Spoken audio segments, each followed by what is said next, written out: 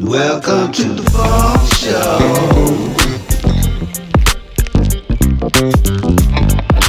Get that funk. Welcome to the Funk Show. Funk. Get that funk. Welcome to the Funk Show. Hey, I'm your host, Scott, Dr. Jigs Goldfine, and this is the 13th episode of the Jam Fans Forum. This is a show in which expert panelists provide their top picks in various funk music categories. This time around, we are venturing into the mystique and mastery of one of the greatest funk, soul, and pop groups of all time, Earth, Wind, and Fire. We're taking on the tall task of selecting their 5 all-time best songs to produce a definitive top 20. While the goal is objectivity, as with all the Jam Fans shows, some subjectivity is inevitable. That's what makes this so much fun and a stone cold gas. Guys, I'm going to introduce y'all. Joining me are these 3 distinguished Jam Fans. First, we welcome back lifelong music devotee, host of the FJS, it's Funky, Jazzy, and Smooth with KD Radio Show, who's also a legal expert, Karl A. Das. Good evening, fam. Nice to be with you, Scott. Thank you for having me back. Looking forward to this discussion. Also returning is radio personality, music historian, TV One Unsung contributor, author, and actor, Marcus Chapman. Hey, good to be back. Finally, we welcome back soul and funk music historian and producer of the Soul School television series, Calvin Lincoln. What's happening? Always good to be in this kind of status quo company. Always good to be in this kind of company. Great to have all you guys again, and just thank you for keeping the funk alive and for participating. Hey, thanks for inviting me. The full criteria set forth for this discussion is in the show description, so check it out there. Before we get into our choices, I know Earth, Wind, and Fire, Maurice White, and other band members live in a very special place in our hearts, minds, and souls. So with that, before we get into our picks, let's just go around a little bit and talk about, in your mind and heart, what makes them so unique and special to you personally. So I'll start upper right for me with Karl on that one. Thanks, Scott. Earth, Wind, and Fire for me is basically, they bring it all together musically. They bring it together culturally. They are socially conscious. They're spiritually in tune. I mean, they bring in funk, soul, R&B, jazz, Brazil, Afro-Cuban. I mean, the whole 9 yards. They cover it. To me, they are pretty much the ultimate musical act. Marcus, what about you? Well, for me personally, Earth, Wind, and Fire kind of represents the transition from the fun I had as a little kid, because I was born in 73, and we had either the records at our house or at relatives' houses. And then they stayed popular long enough to where I got a little older. I was able to buy the records when they first came out from the store, just like, older kids did. And most of the acts from when I was little, they weren't around at that point, in 82, 83, like they had been in the 70s, Earth, Wind, and Fire was. And they were an early childhood favorite, and they always will be. Yeah. Calvin, what about you? I like you got, representing back there with the That's the Way the World cover visible, so we appreciate that. Actually, that's a, 24 by 24. It may look small, but it's, I have all kinds of stuff like that. But pretty much what those guys said, but the other thing is they were able to bring the church, that part of it, as well as some other elements, the stuff that, he was doing over at OK Records as far as the sessions, and you can hear that Kurt Tom thing. You can hear a little bit of Sugarfoot. You can hear the street corner crooning and all that, that whole Chicago thing, which is a very special scene. Everybody on the panel understands this, but a lot of people don't really know that Chicago scene was pretty much hard like that Detroit scene was, but it was just a little bit different. And Maurice encompassed all of that, even before the rest of the guys when he was just putting it together. Even when you think about that Maiden Voyage LP with Ramsey Lewis, you can hear what would evolve into, besides the rotary connection stuff. So I'm excited about this one. I don't want to take too much time because I could tell that Karl is really. I could hear like, yeah. This is one I've been waiting for. Throbbing at the bit. Yeah, I think we all are. Thanks, Calvin. For me, I mean, just the musicality and the energy and the dynamic live performances. I mean, we'll get into it, but I mean, Gratitude, with like versions that superseded the studio versions, in my opinion. I mean, how many groups did that? Not a lot. And just the blending of their vocals with the falsettos and the, regular other vocals and the horns. Man, God, the horns. And just the positivity and spirituality. Just nothing like it. And I just love, too, their journey, their evolution. It's like their music was like an evolution and just their whole thing. And we're just lucky. I feel lucky that they were allowed to, go on their musical journey and we could go do it with them, that they had labels that allowed them to develop like they did. Nowadays, that's more of a rare thing for sure. So with that, let's dive into it, gentlemen, shall we? All right. Ready to go.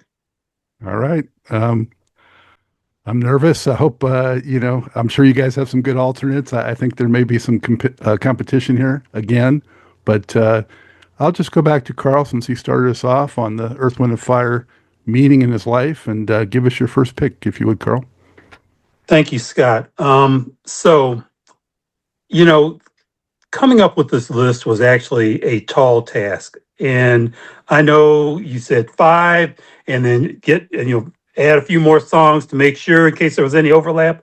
I actually went 50 deep with ultimately because I mean, this is just my group. Love Earth, Wind, and Fire. And I was thinking, what song should I kick off with? And so I'm going to go to the Gratitude album, but I'm going to go to the studio cuts. And my number one song is Can't Hide Love. And the reason why, one, it's a rare cover song by Earth, Wind, and Fire. They didn't do a lot of covers. This was a song Creative Source did originally. It's a Skip Scarborough composition. But Earth, Wind, and Fire took the Creative Source song and made something so out of this world as far as I'm concerned. It wasn't a top 10 hit or number one song or anything like that. It did top 20 R&B. I think it just barely scratched the top 40 pop. But what sold that song to me is really the last 80 seconds of it. The blending of Maurice and Philip's vocals was otherworldly as far as I'm concerned. It was, we talk about the spirituality of Earth, Wind, and Fire, and I honestly do believe that they were embraced by the creator in those last 80 seconds of that song, because it was like, church-like vocals, choir-like vocals, whatever. It moves me every time I hear it. It's just a phenomenal song. And like I said, or like you said, Scott, I think when it comes to the harmonies, there's no group that compares to Earth, Wind, and Fire. There it is. Oh, I mean, that's undeniable on that one. Just a classic for sure. They killed it on that record on the live stuff, and the studio versions were pretty damn good too. They weren't just throw-ins like some people might do, That's exactly right. And the same year as That's the Way of the World. I mean, it wasn't even, a full year later, and they came with that. It was just unbelievable. So, on that point right there, for me, 1975, the albums released that year really changed my life. That's the Way of the World, life-changing. The Heat is On, life-changing. A Mothership Connection, life-changing. These shaped the way that I listen to music. So, it really was. And then, I guess just to take it back a bit. So the summer of 1975, in one weekend. Saw Earth, Wind, and Fire, saw Jaws, and first heard The Heat Is On for the first time. And it was like, that was still a weekend that stands out to me. So it's like just very, very special. So yeah, no, like I said, Can't Hide Love, just love it. Everything about that song is just phenomenal. You saw them in 75, you said? In 75, yeah. Wow. And I envy that. Hirsch Memorial Coliseum in Shreveport, Louisiana. Amazing. Wow. I didn't see him So till is that with the levitating drums? For that one, yes, they did. They did have that. So, yep.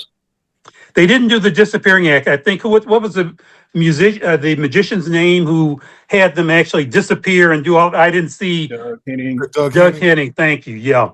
Matter of fact, Yeah. I got a picture of the levitating drums in the Gratitude album. Yep. Yeah.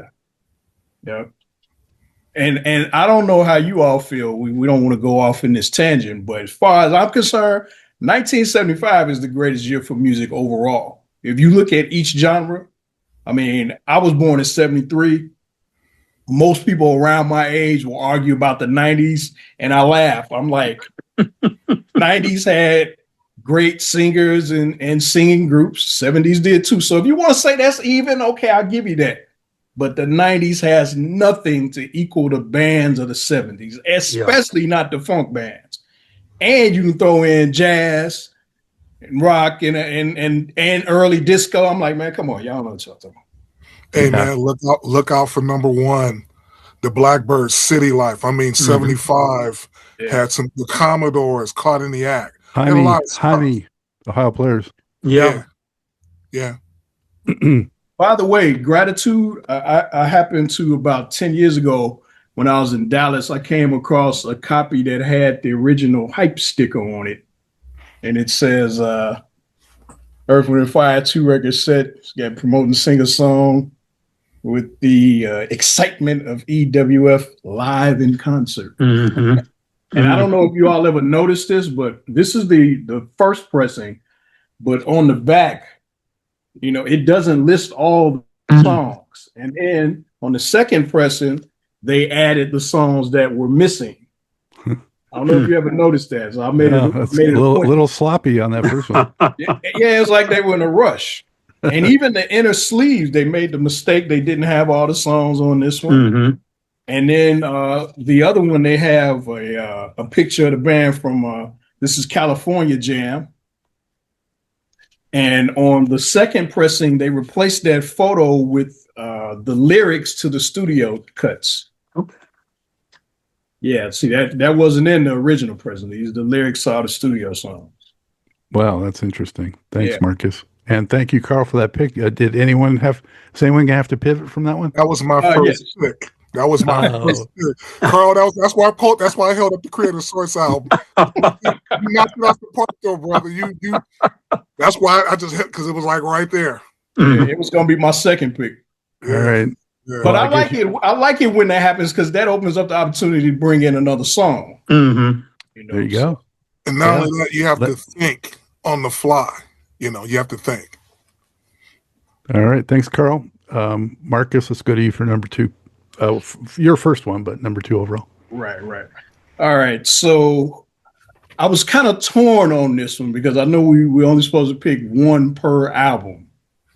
But I got to go with this song because the first time I heard it, it really knocked me out. I just remember being a little kid looking at the record player like, what did I just hear? And I think this song really captures the Earth, Wind, and Fire sound. It captures the mysticism.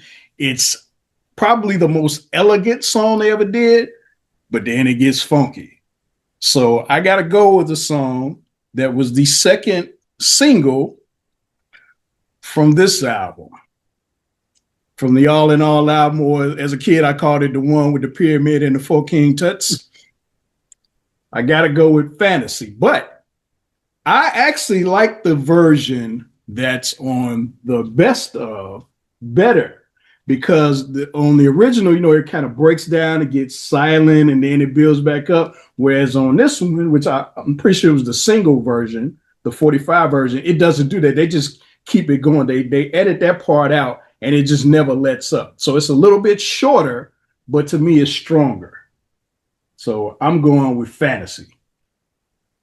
Man, those vocals, the harmonizing on that, and the orchestration, Yeah. unbelievable.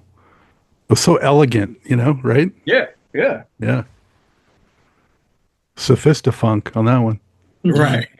You know what, though? I noticed I didn't see them in concert in the 70s, but I've seen footage of them. It's not a lot.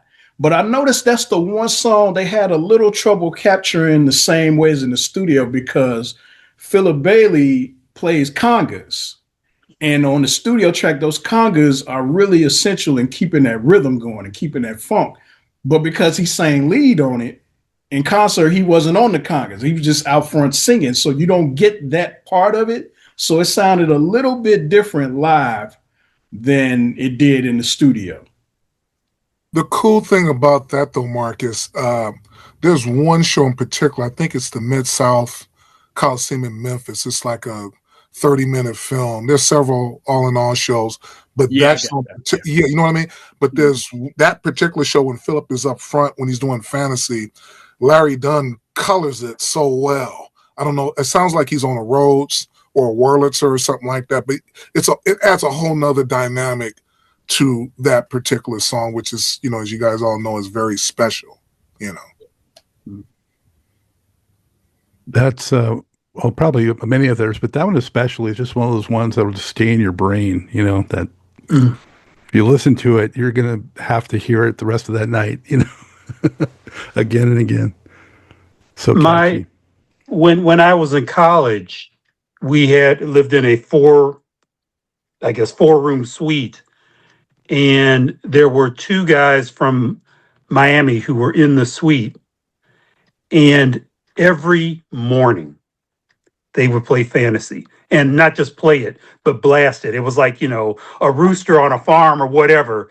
And I mean, the song is phenomenal. I love everything about that song. And it's, of course, on my 50 song list there. But I was going to mention that I am a big fan of remixes that are true to the song itself. And I got to find it here. I'm sorry. Step away for just a minute here. There is an album called The Essential Earth, Wind and Fire. It's a 2 CD import set that has the Shelter DJ remix of that song. And it is truly amazing. He did a very, very, frankly, incredible job of remixing. I mean, it's not up tempo. It's true. It's the exact song, but he pulls out different pieces of it, the strings he pulls out, and it just comes together in an amazing way that I think enhances the song. So it's definitely worth checking out.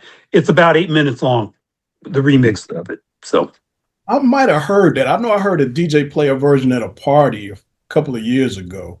I don't know if it was that mix or not, but it was one of the few where it was like, okay, I can. Yeah. I'm not typically a fan of that in general, but yeah, it was pretty cool. Yeah, if it maintains the integrity of the song, I'm okay with it. And so, but this one, like I said, if I had to name, top 3, 4, 5 remixes, this would definitely be in the mix. No pun intended. Does anyone know if that song was ever prominent in a film? Because it seems so cinematic to me, I don't think so, but Maurice said he got the lyrics after he saw Close Encounters of the Third Kind. So that probably has a lot to do with it. He said he had the music, but he couldn't come up with lyrics till he saw that movie. Right. All right. Thank you, Marcus, for that one. Calvin, hopefully you don't have to move off that one too. What do you got for your first one? No, because this is one of them shows, like Karl says, man, you could do easily a top 50 and really, really, if you're analytical and you're a free thinker, it would be like it really could be a Netflix series, what we're doing right here with this group, easy. I'm going to go with something from the first Columbia album, Last Days and Times. Nice. Go with a jam called Mom. And my older brother is a vibe player, and this was one of the jams that they used to play. And matter of fact, back then, Bobby Hutcherson, his band used to play a lot in San Francisco called Super Snap. They had like a separate thing that they were doing. So you had a lot of the local bands that were up here that was playing that. And then I spent a lot of time in LA. We would go back and forth. And up and down the West Coast, you could just see those cats were brewing. They weren't quite there yet. In the middle of a transition, I think from Helena Dixon to Jessica Cleese and Reggie Andrews, God rest his soul. He was a member at that time, Ronnie Laws, Roland Batista. And if you look on the inside of the album, I don't want to put it up, but as far as the inside, you can see the bleachers. I remember Patrice Rushen talking about they played the Locke High School prom or whatever. And if you look on the inside, you can see some of the pictures. But Mom is very special, and it can be mistaken for being melancholy, but it had that vibe that War was doing, like with All Day Music, but it was an original. It was a different kind of thing to it. And the album version is very, very special. The way Larry Dunn kind of comes in and Verdon, you can hear vocally. Now, I don't know. I know Karl probably has this. Marcus, you told me you weren't big on 45s, but the 45 of Mom is one that you might want to seek out because there's some different things going on with Maurice's vocals. Larry Dunn is a lot more prominent in the mix. And it seems like record companies back then, they mixed stuff for AM radio because a lot of people didn't have FM radios in the car. But the Mom 45 is every bit as bad and different. It's kind of reminds you like what's going on. You listen to the 45, it's different than what Marvin did on the album or whatever. And Mom illustrates that in a crazy, crazy kind of way. Like I said, you can just tell that they were on their way. It was special what they were doing. It was different from anybody else. They really didn't have the big money budget yet, but they had Maurice. They had Maurice and the vision. And even around that time, around LA, because like I said, I spent a lot of time down there, even though I was living here in the Bay.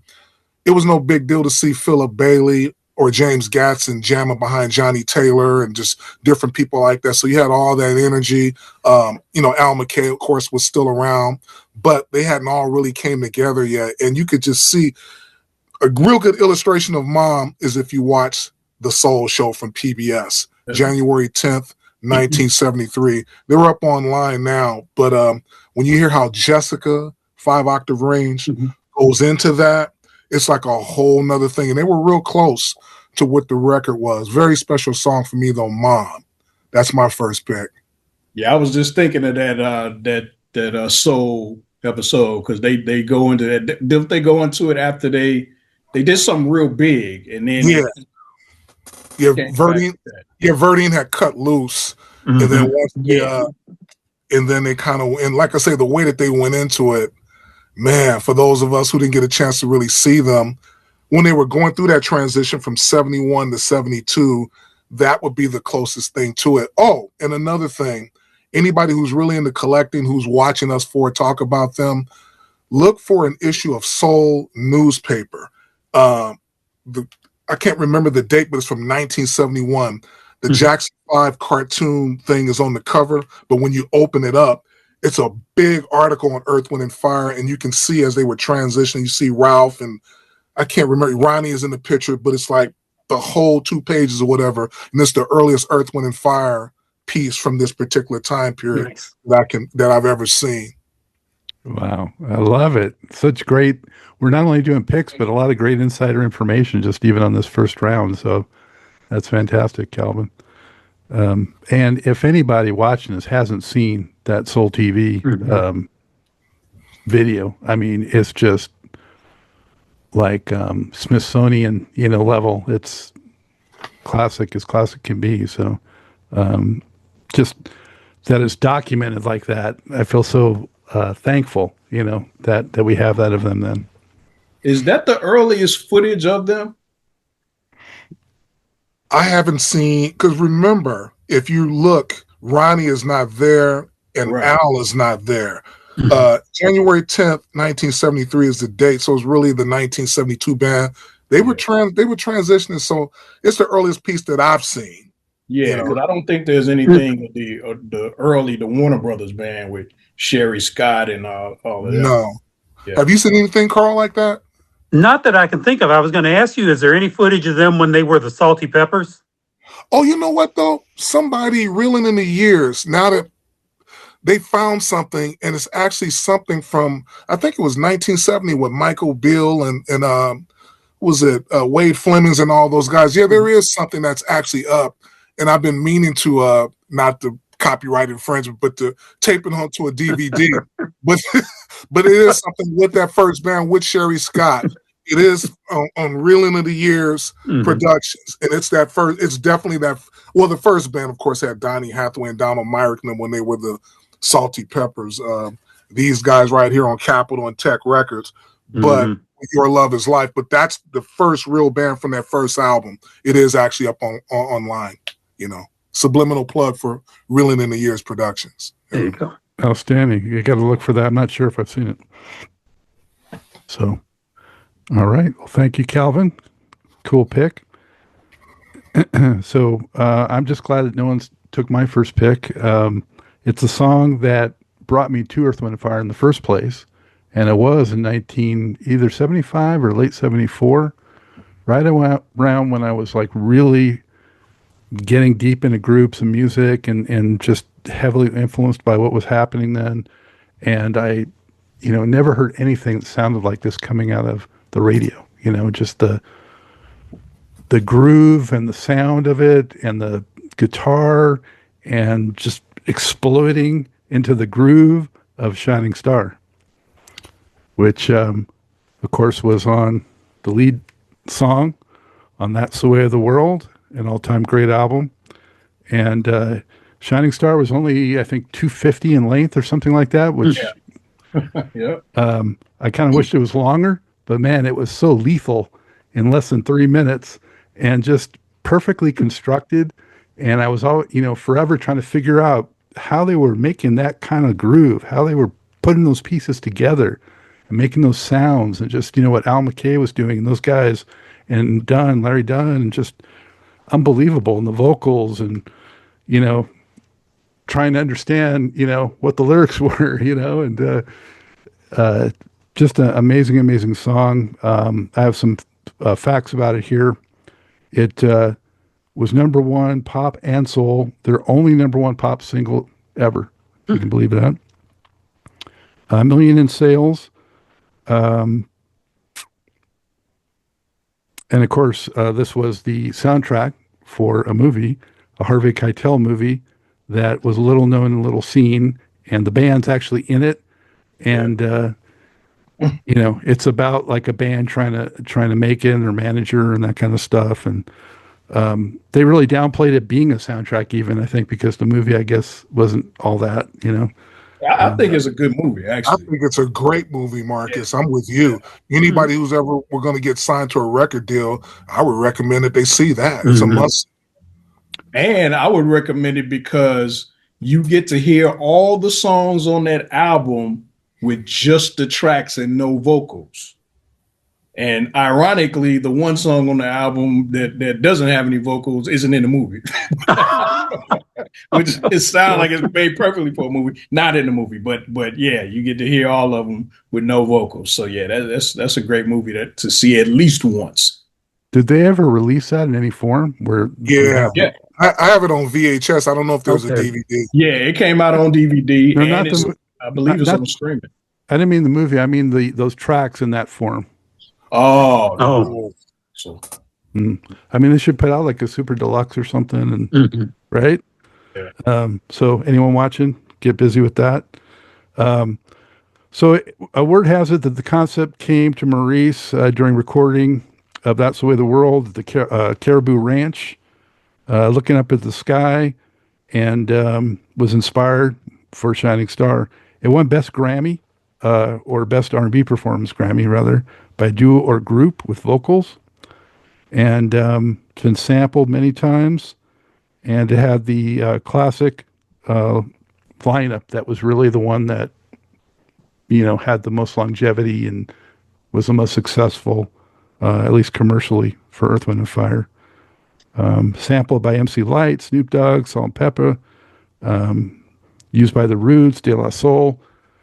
And then the live version came out, of course, a bit later and was longer, which was cool, and it had some different elements to it, no pun intended. But and then the way they ended Shining Star, right? With, just going down to the vocals and that layering effect, just really, really cool. Matter of fact, I think in his book, Maurice said that they actually re-recorded that song. They did a different version of it, and they were trying to decide which one to go with, and they ended up going, obviously the one that, the one they put out ended up being the right one. That's probably the one, Marcus, that's on the Eternal Dance? Yeah. Okay. Yeah. I have. Since you mentioned it, I'll just show it so people know. Yeah. And Shining Star was the first of 8 number 1 R&B hits they had. Oh, by the way, Karl, just real quick, Can't High Love got to number 11 on the R&B chart. So didn't quite break the top 10. Hey, man, that's top 10. You might as well say. I know. It's it just missed. It's a top 10. They certainly played it at a level that it would have been like top 5 in Los Angeles. But you got to remember, though, a lot of that has to do with people actually buying the singles. Yeah. And since the album was so big, a lot of people didn't buy the single because they had the album. So, and the album went to number 1 for 6 weeks, the second biggest R&B album of 1976, even though it came out in late 75. So, yeah. No, I got that album for Christmas that year. My folks were down, so they knew I loved Earth, Wind & Fire, so that was my Christmas present, one of them. That was one of the only albums that I can truly say I wore the grooves out on. Gratitude. Just could not get enough of that album. All right, well, who's ready for round 2? I hope Karl is, because you're up again. I am, and I am ready for round 2. And so my second pick, there are 3 versions of this song, and I was trying to figure out which one I was going to go with. And ultimately, you had given the rules about, that it should be under the band's name. So that struck the original album version of the song, which left either the version on Gratitude or the version on That's the Way of the World, Alive in 75. That version has Ramsey Lewis on it. The Gratitude version has Larry Dunn playing the Ramsey Lewis parts. I'm going to go with That's the Way of the World, Alive in 75, Sun Goddess live version as my second pick. Of course, the 2 live versions, I think are virtually identical. I'm going to lean towards the Ramsey version, one, because it's a different album. There you go, Scott. But also because the tempo is a little slower than on the Gratitude version. Gratitude's slightly more up tempo. This one is more similar in tempo to the original album version. But it again, for the same reasons I love, Can't Hide Love, same here. Musicianship, the vocals, the harmonies, everything. I just remember, again, stepping back to that concert in 75, I'm sitting there with my cousins. They get into Sun Goddess. I actually had not heard the song before. The song that they were playing on the radio was Hot Dog It or whatever it is, which was so. But hearing that version live, I was just totally blown away. It was like, this is amazing, absolutely amazing. So yeah, that song has stuck with me for 51 years now, and I still play it. It is a go-to song for me. I play it on my radio show often. It's like I love it. So Sun Goddess, Alive in 75, that version with Ramsey Lewis, my number 2 pick. Hey, Karl, I've had this conversation with Marcus off the record. He likes the Gratitude version better. I told him that I love the New York version better for a different reason. It seems like after Maurice introduced that Ramsey would come on the stage, it seemed like the playing from the band was a little bit more intense than the Gratitude. Mhm. I mean, the lead up, Andrew's solo, his solo and just the band, like they brought, like we're going to bring him up for real. We're going to set the stage. We're going to bring him up. And in Ramsey's solo, you know what it is. But the other thing, it does fall under Earth, Wind, and Fire. Unfortunately, I don't have the 45 in front of me, but the 45 reads Ramsey Lewis and Earth, Wind, and Fire. Okay. No, it really does. You know, most of us have probably only had the album or whatever, but like Marcus and you guys, I've been in used record shops and I said, oh, wow, it says Earth, Wind, and Fire on the 45, you know. And it's pretty much just Earth, Wind, and Fire on the song. Yeah, you're right. Than Ramsey on the studio version. Gratitude was my, oh, I'm sorry, Scott. I was just saying Gratitude was my introduction to that song when I got it. Yeah. Like you, I hadn't heard it before, Karl. The book, though, Maurice's book goes into that session really, really well. And he talks about how they recorded that. And if you look on the back of the actual album on the original track, I think Charles Stephanie plays guitar along with Johnny. It's not something that's really talked about. You know? Wow. Yeah. That song, like so many of the ones we're talking about, and such unique quality of Earth, Wind, and Fire, is it just takes you on a journey. You know? I mean, Mark, you just... I'm right with you, brother. I got 2 or 3 of them. Because that guitar lick is so hypnotic. I used to take the needle. I know you guys are gonna think I'm retarded, but I would play the guitar lick and put it back. Play the guitar lick, put it back. I did that for Sun Goddess, and the other song was Love Roller Coaster. I would just keep putting to a point where I scratched the record. Yeah, I actually got this signed by Ramsey Lewis. Oh, nice. Yeah, nice. This and don't it feel good, because he was this was in 2007. He was hosting a morning show on the jazz station here in Chicago, and I was on the radio on the hip hop station, and I knew he would come in on certain days to record his parts for his show. And I went in one week, he wasn't there. His producer said, well, he'll be back tomorrow or whatever. So I brought the albums and got them signed, took a picture. So, yeah. Sweet. That album is so much better in the full. I mean, so many are, but that one is one of those ones that you got to have in the full version because it's a cool looking cover. And I was going to say, when you held up the one for Last Days in Time, I don't know how you guys feel, but that's probably my favorite cover for Earth, Wind, and Fire. It's definitely special. And if you look on the inside, I think I mentioned it before, but I'm having a brain poop. But you can see the pictures that when they were probably playing at that Locke High School prom that Patrice always talks about, whatever. You see bleachers and all that stuff in the back. So, Marcus, do you have that handy? Yeah. Actually, I do. I was looking at it when he was talking about it. Yeah. Can you open it up so we can see what he's talking about? Yeah. Yeah, there you go. Yeah, there's a whole bunch of pictures in this. Yeah, right. That's why I didn't lift it up at first. Yeah. You have to really have it and look on the inside. You got to have it and really be looking to see. Yeah. I'm sure that really comes across in the CD version. I actually got a CD with that and Head to the Sky on it together. Wow. All right. Well, thank you for that one, Karl. Classic Sun Goddess. Marcus, what's up your sleeve? All right, Scott. So since you picked Shining Star, that was not one of my picks, but I was glad you picked it because it makes me not feel guilty about not picking it, because that's got to be in it. And since you did that, that opens it up for me to feel good about my pick, because I'm going to that same album, which, by the way,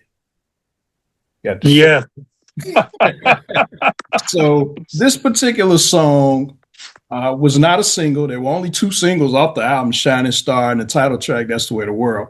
But it was a hit. And I remember when my sister was close to giving birth to her first child, my nephew, my sister Pam, she was pregnant with my nephew, Christopher. and she had a baby shower. And I remember my cousin Barry, who put me up on Earth, Wind and Fire. I was aware of him, but him and my cousin Donald were really the ones who put me up on funk in general. And I remember he said, "You got your Earth, Wind and Fire albums?" I said, "Yeah." I ran upstairs and grabbed all of them. So he picked out this song to play because he felt like it was perfect for a baby shower, for the occasion.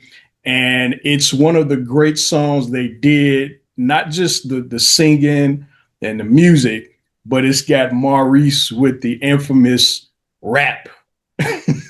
Not rap like hip hop, but it's maybe the only song in history where the artist actually tells you to stop what you're doing.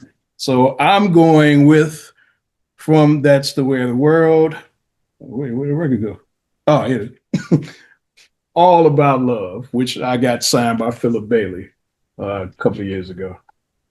Great pick. Yeah. Excellent pick. And it was on my list. So you knocked me out on that one. So and you know what? We talk about how great the rap was, but really what does it for me is after the rap, when he starts singing and he's just kind of humming, and that may be the best singing he ever did. It's not really lyrics, but he really brought, like you said, Calvin, how they brought the church. He brought the church on that part of that song. And it's just an essential Earth. You got to have All About Love, because that really does it. Well, there's so much jazz influence in the vocalizing styles too. Like you're saying, being able to make something sound fantastic and not even maybe be doing words or lyrics, Yeah, when he goes there, yeah, and he holds that note. Oh man, that's my part right there. And that one has some length to it. You can really sink into it. Yeah, and remember, it's got the little the thing at the end, the sort of interlude where Larry is playing the I don't even know what it is. Synth. I don't know the distinction between the different keyboards that they used.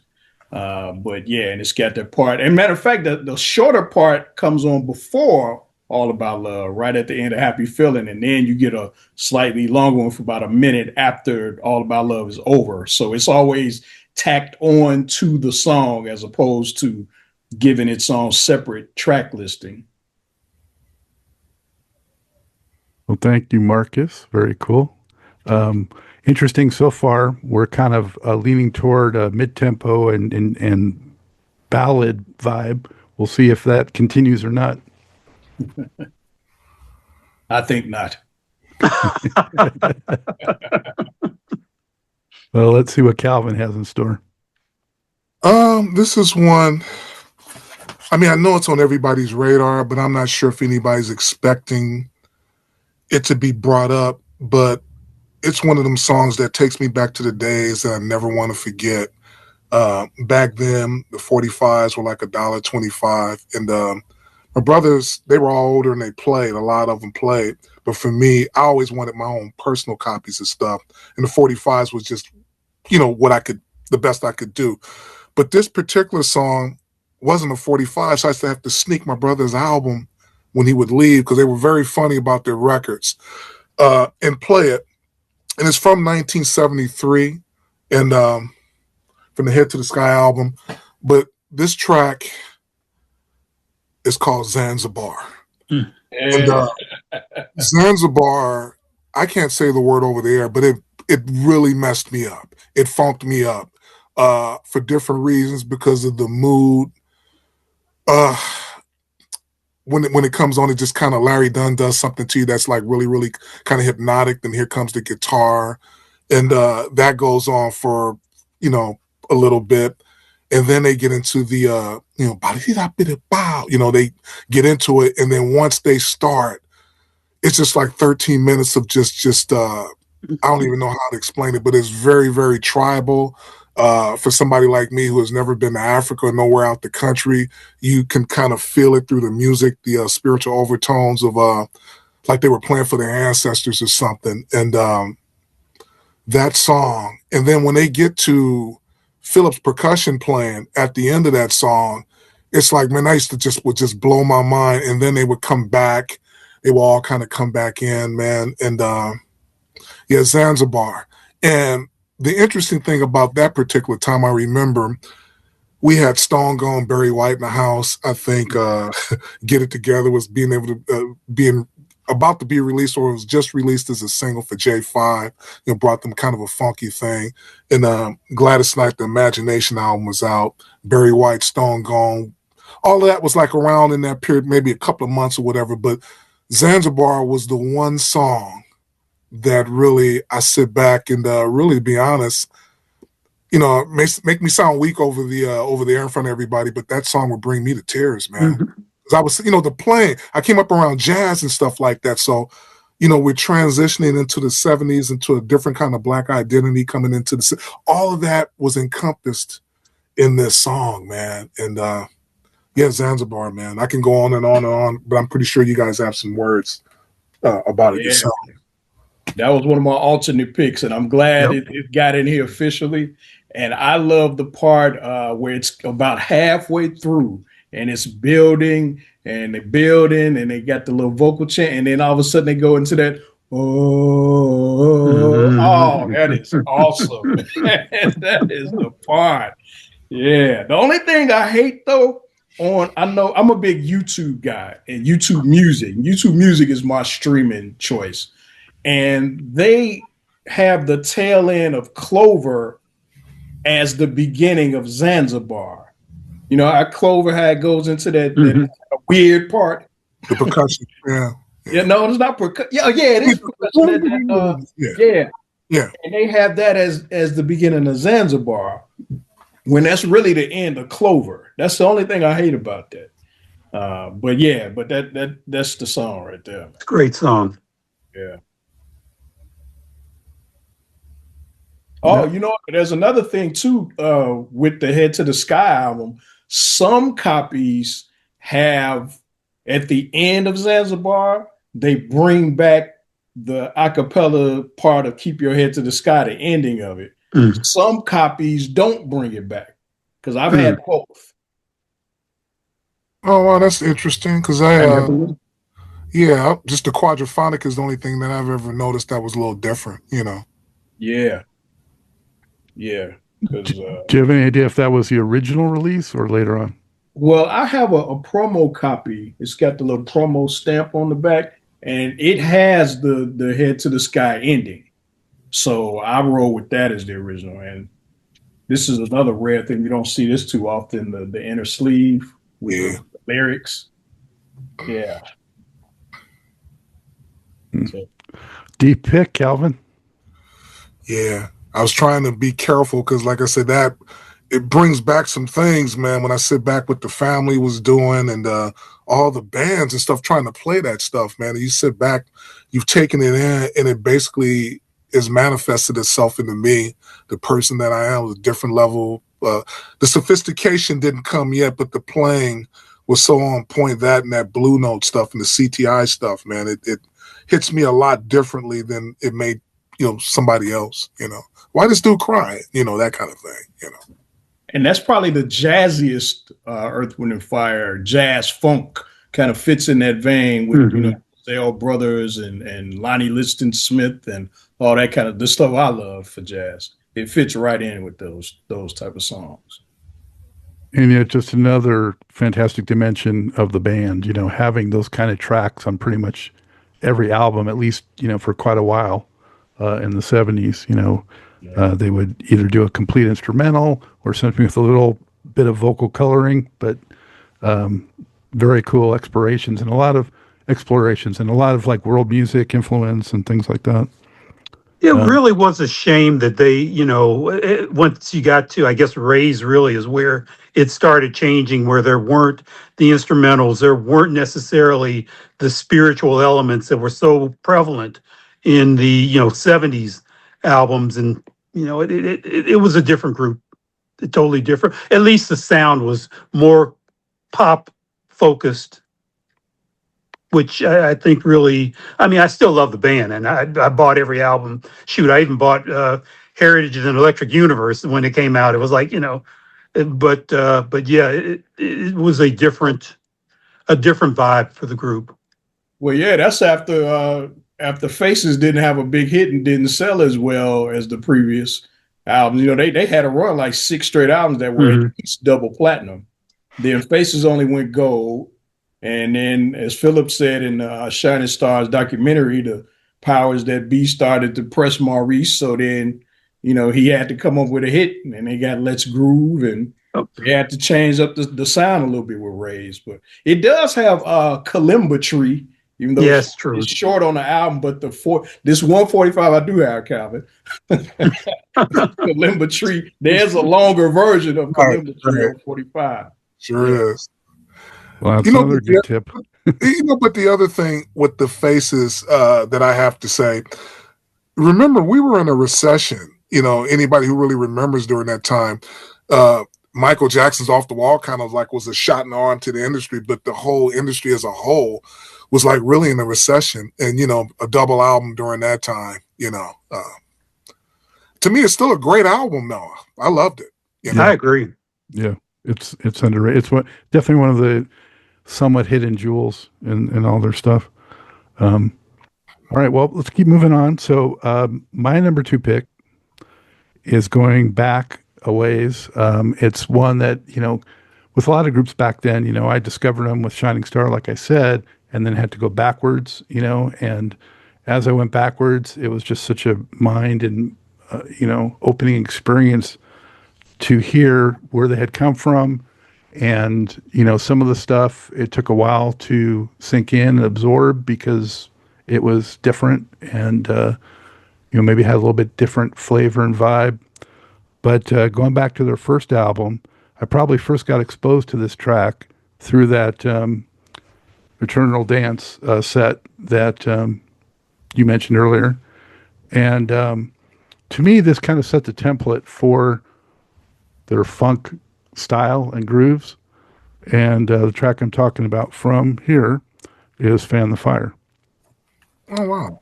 Yeah. 5+ minutes, closes down side 1.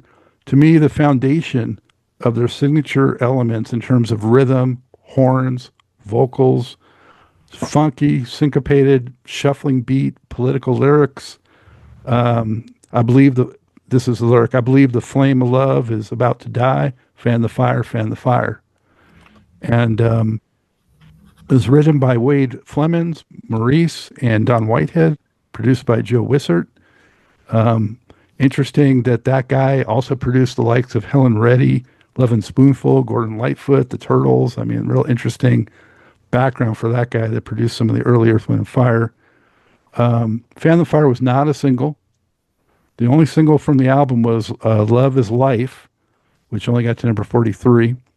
And the album got to number 24, which is not too bad considering, you know, back in 1971 where they were.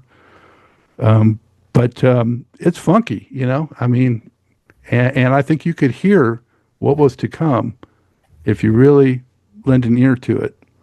And, you know, pretty groovy track. So that's my number 2. Does that CD have a recreation of the poster from the album? What does the poster look like? This is the poster here. Yeah. With the whole thing. Yeah. Oh, wow. Yeah. I looked up I found a pristine copy of this album back around 1998.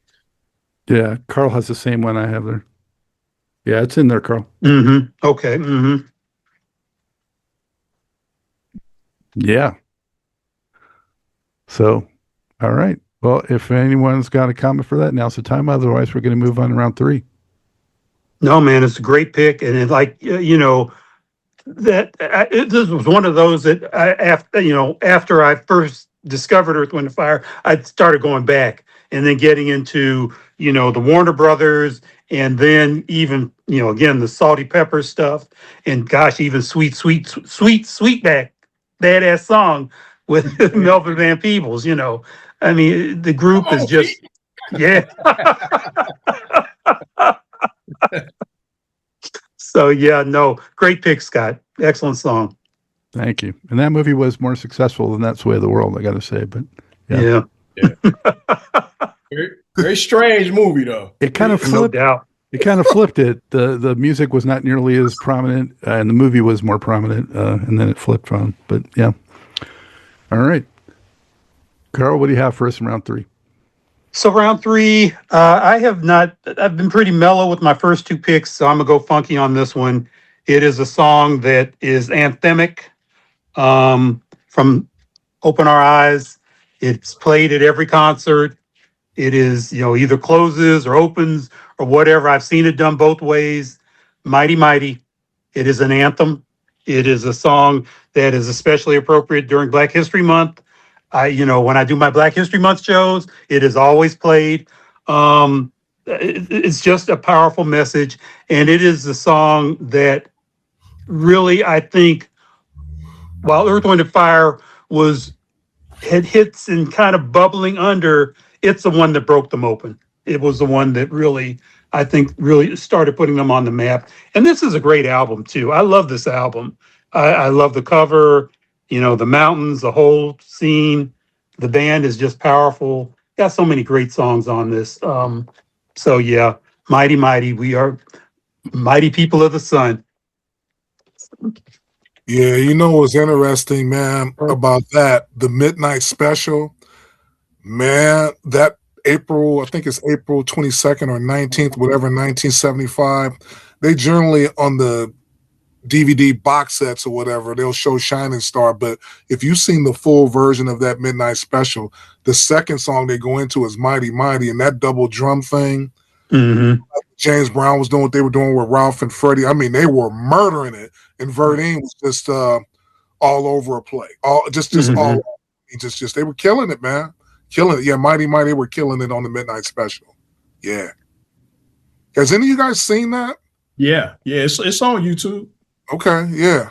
Yeah, you just have to find each because they did Shining Star, Mighty Mighty, Devotion. Yeah. And they did Yearn and Learning on that show. Yearn and Learning. Mm-hmm. Yeah, those were the 4 songs they did. Yeah. And Karl, they killed Mighty Mighty. I'm talking about funky.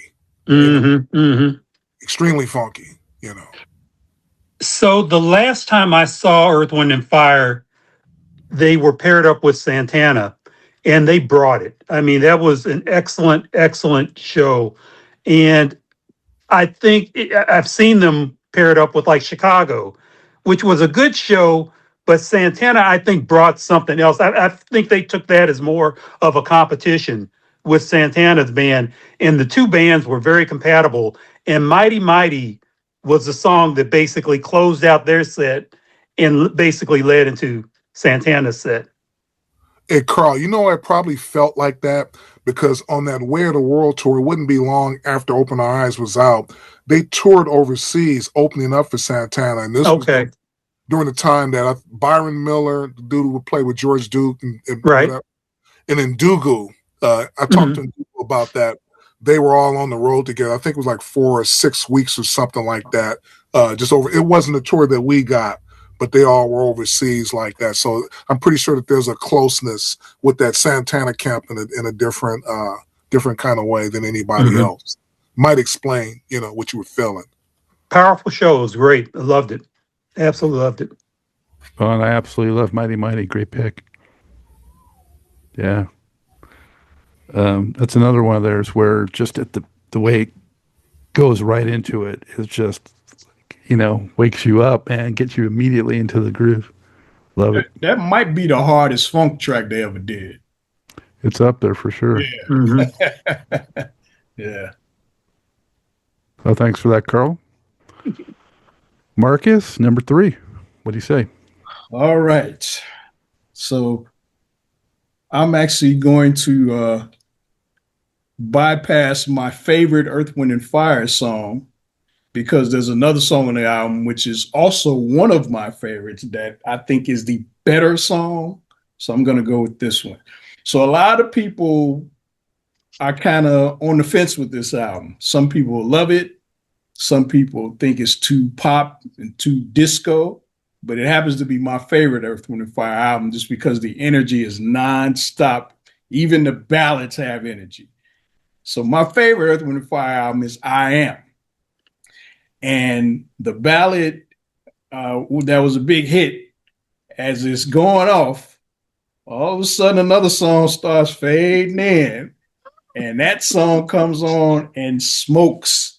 And according to Maurice's autobiography, again, it was actually supposed to be the first single from I Am until they were working on a different song for another group and said, nah, this is for the fire. So this song never got released as a single, but it's one of the baddest jams they did. I love the way it has several different parts and changes, and it just kicks from nonstop from beginning to end. So my third choice, I'm going to the I Am album. I'm going with Let Your Feelings Show. Mm-hmm. And I remember when this album was out, I remember hearing my cousins talking about they went to see them at Chicago Stadium, and they said they played it. They did the whole thing just like on the record, the slow jam, and then they went into Let Your Feelings Show. They said they did that live in concert. And to this day, my cousin Barry says it's the best show he ever saw. Yeah, Let Your Feelings Show. I got to go with that. Yeah, Definitely one of my preferred tracks on that album, I would say. That, I don't know if you guys remember, but the Earth, Wind & Fire live in concert, first the VHS that came out, and then, of course, the Laserdisc a little bit later. That was what they opened up with after they did the Phoenix Bird thing or whatever. But that was, when I originally saw that was an HBO special. Yeah. That came on HBO. A lot of people don't know that, you know. Yeah. Just, I was going crazy, of course, when I saw it, you know.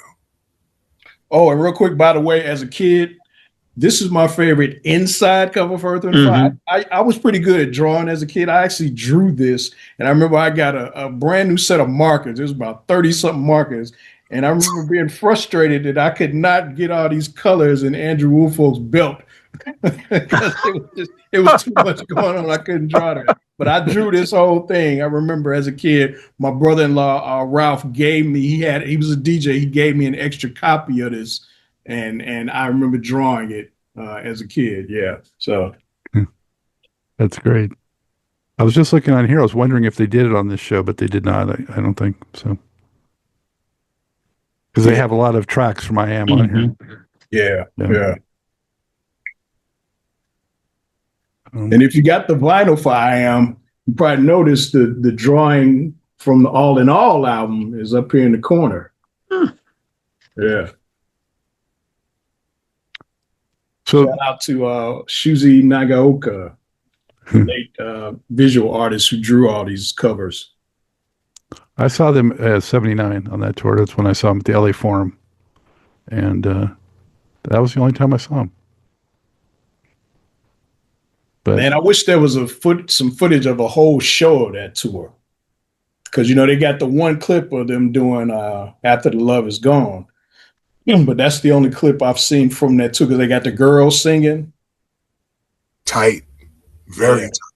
Yeah. Very tight. I still have the concert shirt. Doesn't fit me anymore, but I have it.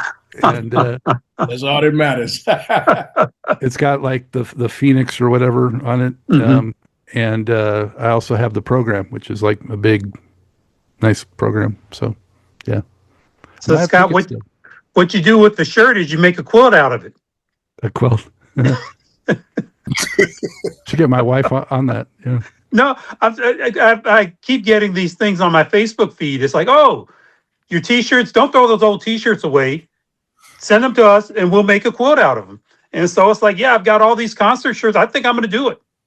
Really? I have a bunch from then. Yeah. I mean, Stevie Wonder, just all kinds. Yeah. Yeah. Rick James. So, all right. Oh, thank you again for that one, Marcus. Sir. Mr. Lincoln, what do you got? I'm going to go with something from an album that Marcus picked a little bit earlier. And actually, Brother Marcus, I have the hype sticker on mine as well. And that's from the All in All album. And to me, if there was ever a perfect record in my mind, this is it. And I'm going to go with the Skip Scarborough Coin Loves Holiday. Now, the interesting thing about this song, before Henry Davis, God rest his soul, and Carl Vickers of LTD passed away, we had conversations about Skip Scarborough, and they were dealing with Fly High Productions or whatever for the Love to the World LP. And they were telling me that Earth, Wind and Fire turned out Love Ballad and, just a bunch of other stuff. We were just talking. And then they talked about, I guarantee you, in their mind, this is what they were saying. I bet you Maurice, when he loves how we'll take this one. We'll take this. Said that Tavares turned it down, Earth, Wind and Fire turned it down or whatever. And loves Holiday. Now I love this for different reasons. They made pretty similar. I think we all kind of somewhat think alike, but Maurice's vocal performance is it's perfect. The way that the guitars are mixed is perfect. The hi-hat patterns on the drums in between the one, if you listen, there's some real slick stuff that's going on that song. And Philip's background vocals and Verding's background vocals that, and when they kind of take it to like the 3/4 part of the song, when they get ready to come back in the turnaround and Maurice starts, it's kind of almost like what you said earlier, Marcus, where he really goes to church, he goes somewhere else, he's out of body. And it really comes across on that record. And it's just a perfect record to me. Just an absolutely perfect record. And all the just different people that are on that record, just a lot of just different people. If you look, I think Ernie Watts, Polino DaCosta, it's a bunch of people that's actually on this album. But to me, all in all, which is my favorite Earth, Wind and Fire album, Love's Holiday, perfect record, in my opinion. I love that song. One of my favorite ballads for sure. And the guitar solo too. Yeah. Man. I don't play guitar, but I know that solo by heart. Mm-hmm. And the way Maurice mixed both of them, because, we all know Johnny is blues and Al has a more different kind of thing. The way that they coincide with each other on that record, man, you sit back and you have to really, if you don't have some JBL speakers with an ADC equalizer or something like that, and you have to have a real good set of headphones to really hear what they're doing and to really appreciate Maurice's genius, And George Massenberg too was on all these. He helped too and contribute with those sonics, Yeah. I saw it on one of those reaction. You ever seen those reaction videos? They're kind of unavoidable. Yeah. And they had that listed as "Would you mind?" I was like, know. "Oh man, come on!" I saw that. Yeah. Yeah. Man, give some respect. Exactly. Yeah. Well, fantastic pick in my book. Love that one. I hope I didn't knock anybody off with that. It was in my honorables. But okay. Definitely. Yeah. Okay. All right. Well, for my third pick, I'm going also with a ballad, and I'm going with the live version because, like I mentioned before, I think it supersedes the studio. Was never a single, unbelievably, because it's such a classic, and it is from the Gratitude album. There it is. Somebody who has the full record, please hold it up because this doesn't do it justice. So I'm talking about Reasons. Philip Bailey, just the signature, probably, arguably his moment. I mean, his all time. Just the runs that he does in that song and the sax, Don Myrick. I mean, and just the back and forth and the dynamics. Unbelievable. I mean, I didn't even know at that time, at the age I was at, that I could feel and like a ballad that much. But it like really opened me up to those kinds of things. And it just got played hourly on the radio. I mean, it was, even though it was like 8 or 9 minutes, really long, it was just played constantly, even though it wasn't a single. The crowd is just electric too. And it just adds so much to it. It's just recorded so well, produced so well. Everything is perfection. And then, of course, the irony of that whole song is, it's played at weddings, and the lyrics, do not mesh with that at all. So that's like an inside joke for those who know. But It was covered, I didn't even know this, but it was covered by the Manhattans in 76. Mickey Howard covered it, Maxie Priest, Music Soul Child. Just a amazing song. And, you mentioned, Marcus, that there's only 2 singles from That's the Way of the World, which is kind of a crime, right? I mean, because they came so quick with Gratitude behind it that I guess there was no room for more singles. But That's the Way of the World could have had 5 or 6 singles deep. Let's face it. It could have been like an Off the Wall or like that kind of thing if they really wanted to stretch it out that way. And I think Reasons, could have been a hit as well among those. Yeah, it's funny you mentioned that too, because I was just thinking about the difference between the 70s and the 80s. And in the 80s, it seemed like record companies made it a point to milk the albums for all the hits they could get. Whereas in the 70s, it was more like they were typically only released 2, maybe 3. If the second single did better than the first, maybe they released another. But they were more so about getting another whole album out. Which is why if you really look at people's catalogs, most of the artists who were hot in the 70s had way more albums to choose from. Whereas in the 80s, it would be one album out for 2 years and then be another 2 years before you got a new one. Just that change in the trend of the industry. Which I appreciate and prefer as a fan, but kind of regret that the bands couldn't enjoy more of the fruits of their labor that way, I think videos had a lot to do with that too. Yeah. When they start making the videos prominent, that's when they were, really pumping up all the singles they could get out of those projects. So I was just thinking about that. So with Earth, Wind, and Fire, I know Spirit, they had 3 songs off of that were released as singles. But I think the reason for that is because the first single was so far ahead of the album. That's a big difference. Yeah.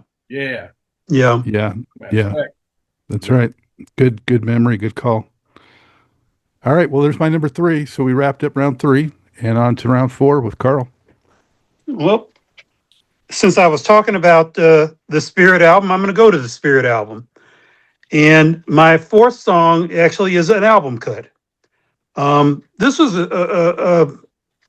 a great album. Obviously, it was colored, if you will, by the passing of Charles Stepney. So the band was in major mourning, but also celebrating his life. And the song I'm going to pick off this is actually, I guess, their self-titled cut, Earth, Wind, and Fire.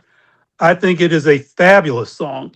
The orchestration, the vocals, it just all comes together. And I think it truly does personify what Earth, Wind, and Fire is about as a band. And I mean, deeply spiritual, great message. Again, the vocals, Maurice, Philip and his heavenly vocals. I think speaking of Philip Bailey, I think of all the falsettos, he's probably my favorite. And I think the reason why is because, you look at like Eddie Kendricks or Russell Thompson, the great vocalists, but Philip projects, and that, the way that he can project that vocal, I think takes him to another level. But to the point of Earth, Wind, and Fire, the song, it is, I love the cut.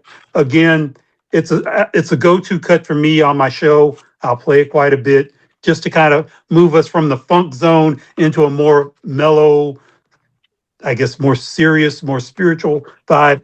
That song will take me there. So Earth, Wind, and Fire, Spirit, number 4. Thank you for picking that. Now I can get something else. That is one of my all-time favorites. And I remember I always thought it was so cool that they had a song named after the band. And it really kind of gives you the philosophy of the band too. It's a much deeper record than, a lot of other material that you can find by anybody. Yeah, I love that. That's one of my all-time favorites right there. And I've got the vinyl, but it's actually framed and sitting on my wall. I'm looking at it right now. So every time I sit at my desk in my man cave, I'm looking at Earth, Wind, and Fire. So there you go. with the sticker. I'd be curious to know how far back the origins are of that track, because a lot of times when a band does a song that represents who they are, it comes early on, but that was so far into their career. But I wonder if, it does stretch back and they finally put it on wax. Well, it was written by Maurice and Skip Scarborough. So I don't know. Nice deep cut off a fantastic album. Thank you, Karl. Thank you. Marcus is like ready to go. What do you got? All right. So, like I said, that frees me up to pick something else. And now earlier I picked fantasy, but like I said, I actually chose the one on the best of, which is the single version. Okay. So that means I can pick something else off all in all. It's a technicality. Yes, it is. Wait, judges? All right. And I'm going to go with the song that seems to be kind of forgotten sometimes, I think, even though it was a huge hit and it's one of the funkiest songs they ever did. And what a lot of people don't know is that there is a longer version than the one on the album. It was #1 hit for 7 weeks, longest running #1 hit for a long time, one of the longest one of the 70s. And it was released ahead of the album, and it kind of set the album up, and it's a killer track. So I'm going with Serpentine Fire. And the bass line from Verdine, which was something I meant to mention, Scott, when you picked the live version of Reasons. People don't talk about Verdine's bass on it. I've actually heard a rap song that sampled the bass, just the bass line. But yeah, the bass on Serpentine Fire, I love the part where it breaks down and then it comes back in with just that little do, and then you hear Verdine's bass come back in. It's like, oh man, it's funky. Yeah. And there's, like I said, there's a longer version where it's not like longer toward the end. It's like earlier in the song, like between, I haven't listened to it in a while, but I think it's between the verses. It's a little longer than it is on the album. It's about 5 minutes. And so was the album version, I think it's like 351, if I remember. Yeah, but it tends to get forgotten. You don't hear it as much. But Serpentine Fire, especially if you got a turntable or a CD with a pitch control, slow it down a little bit and see how you like it then. That's how I like to listen to it. It adds extra to the funk of Serpentine Fire. Maybe my #1, maybe, and I had it, so okay, take that one away. I just want to make sure it got in there. Marcus, I believe the 45 has an instrumental on. You got to get back into your 45. It does. I got that 45. Yeah. Oh, okay. Yeah, they did that with a lot of their 45s. I noticed them and Barry White typically had instrumentals on those 45s. So yeah, I do have several Earth, Wind & Fire 45s with the instrumentals on the back. Okay. So the extended version of that song, I got it a few years back, and it was actually, I don't know, I think CBS, maybe International, I'm not sure, but they released an extended version of that, Let Me Talk, and Getaway. All of them, they were, I mean, the version of Getaway is fabulous. I love that one. Horns all over the place. It's again, like you said, probably about 5 minutes long, but the Serpentine Fire one is fire as well. Let Me Talk, it's good, but those other two are outstanding. Yeah, I first became aware of it back around 1989. CBS Records, they put out a whole series of 12-inch singles, CBS Mix Masters, and a lot of them were extended versions of songs off labels that they either were theirs or that they distributed. And they put out a 12-inch of the extended version of Boogie Wonderland and extended Serpentine Fire on the flip side. And yeah, I had one of those. That's who I first became. Well, oddly enough, it didn't start out right. It's like it's missing like the first half, second. Yeah. Like, how did that happen? But yeah. Just the way they coil up on that track and just release that energy, it's just phenomenal. Everything's perfect to me on that song. But I told her I would call her out on this, and I'm going to. My wife doesn't like that song, and we were at odds about it just the other day. I was saying we're doing this show, and I'm like, and I put it on, and I'm just like pointing out everything that's unbelievable about it, and she's usually pretty reasonable musically, but for some reason it just rubs her the wrong way, that track, and I'm like, it blows my mind. So maybe it's instincts, because what people don't realize, I know Philip said nobody in the band knew what that song was about except Maurice, but it's really kind of a naughty song. If you really listen to the lyrics, it's really about being a little aroused early in the morning. A matter of fact, I made a copy of the article in Jet when the All in All album was out, and he talked about serpentine fire being energy that rises up and all this stuff. So yeah. Euphemisms, yeah. Yeah. Right on. Well, of course, love it, Marcus. Great pick. Oh, and real quick, remember Guns N' Roses and Welcome to the Jungle? They say, my serpentine. Yeah. All right. Well, Calvin, what do you got in store? I'm going to piggyback off of Karl. I'm just glad that he didn't pick. I said, he's going to get me again. And he didn't. He's going to get me. I said, man, he's going to get me again, but he didn't. Thank the good Lord. I'm going back to the Spirit album, and I'm a sucker for love songs, and especially during that particular time when I was kind of shy, got teased by black girls for being too black and all of that kind of stuff. So I would write, poetry and that, or I would try to write poetry and stuff like that. And what would come to my mind, because you're doing these fantasies in your mind about the Thelmas from Good Times, or Annazette Chase, or Tracy Reed, or whatever you thinking, or like them Olympia Silvers or somebody like that would always be in my mind when I would be writing. And Philip, he spoke for me with this song. I'm going to go with Imagination from Spirit. Absolutely beautiful from the intro, how they bring it in, and Magic Mirror come, and he basically spoke for me. And the bridge is ultra special by the band. They go somewhere else, and then when they come back in the outro for like the last 2 or 3 minutes, kind of like what somebody was saying earlier, what Karl was saying about again piggybacking off of him, the last minute or so of Can't Hide Love. Well, Imagination really goes there. I mean, they really, really, really go there. And I sit back, and like I said, that Earth, Wind, and Fire always takes me back to days I never want to forget. But when you shy and your pants is flooding and you trying to think about hollering at a chick, you don't really have the proper game.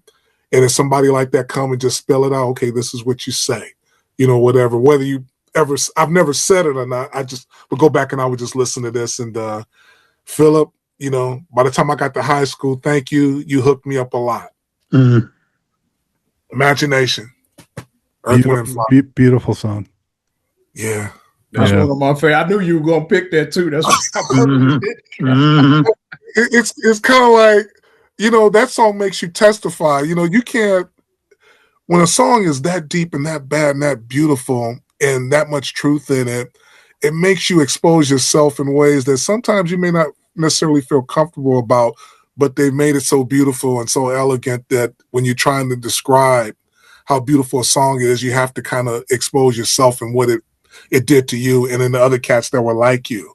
Because some guys, man, back then, the light-skinned guys with the green eyes got all the play. And if you were the dark-skinned brothers, like around my time, sisters were kind of, you were the and others, if you were and others or whatever. And, you would sit back and you would be listening to a song like Imagination, and you would just be fantasizing about a chick named April or whatever it may be, and Philip out of body, out of self again, you know. Yeah, his vocal, man, all timer, and just Yes. the improvising stuff he does toward the end, man. And Philip, you busting me out, man. I'm getting caught on things that I probably have never ever even spoken about, except for me and the good Lord, you know. Wow, fantastic song, love it. Thank you, Calvin. Man, taking us down that memory lane, very cool. Yeah. All right. Well, my number 4, I'm going with the instrumental because I think it's, just to at least pick one instrumental for them since they did so many really good ones like I touched on before. This one's going back to 72, and I'm hoping that someone can hold up the Last Days in Time album cover again because I could not find that record or my Open Our Eyes. I was turning my house upside down. But yeah, so on that one, Power is the track. 8 minutes of just instrumental fury. And that track, just soul, jazz, funk at its finest. The rhythm guitar, the kalimba start is so cool. And the percussion, the clavinet, the sax, just all those elements and parts. It takes a couple of minutes to really get going, but once it does, it's just such, no pun intended, fire. And Ronnie Laws just kills it, I mean, he wasn't there long, but he left his mark, I'll tell you. The guitar solo too. And then it goes full circle with the kalimba coming back at the end. It's just a perfect bookend with that fury in between. That album, which was their third album, got to number 15 on the soul chart, number 9 in the UK. That track closed out side 1, not a single, and like Calvin was talking about, same album as Mom, which was a single. And I don't know if you mentioned, Calvin, but it got to 39. I have on my notes. So that's my pick, Power. Just love it. It's hardcore. It's definitely the precursor of some of the other ones, especially something like Africano. But yeah. So actually, and interestingly enough, and I got to tell a story to just set this up. So we went to visit some cousins who were living in Washington, D.C. And my introduction to Earth, Wind, and Fire was the Last Days in Time album. And the song that hooked me was Power. It was like, this is incredible. This is what a jam. So we go back. My dad was stationed in upstate New York at the time. And I'm like, I got to get that song. So we ran from record store to record store to record store to try and find that song. And I actually do have a 45 version of Power. That's what I was just going to say, Karl, because it's on the other B-side of Mom. Yep. So and that's a full version? Full version. Yeah. Nice. 716. Which is how you know it was the B-side, because they wouldn't have released the full version. No, 8 minute long. They would have chopped that joker up. I wasn't even sure that the best known song on the album because it's the only one that's on Gratitude. Mm-hmm. It's got the Africano Power medley. And that's probably what it's best known for people who aren't familiar with the earlier Earth, Wind, and Fire stuff.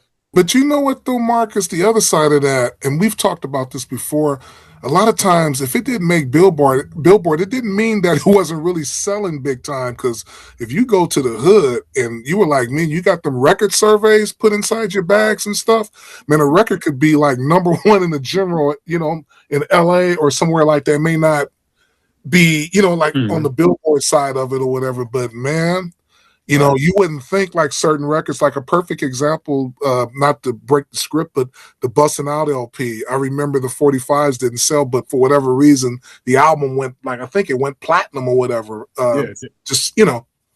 kind of that kind of in Earth, Wind, and Fire. Mhm. I would guess that they probably always sold 200,000 or 300,000 albums, even when they weren't selling. I mean, I'm just guessing, of course. Yeah. Well, there were a lot of rock albums like that too back then, where they didn't necessarily have singles, but the record sold and the radio played it. Um, that was kind of one of the nice things back then, I thought.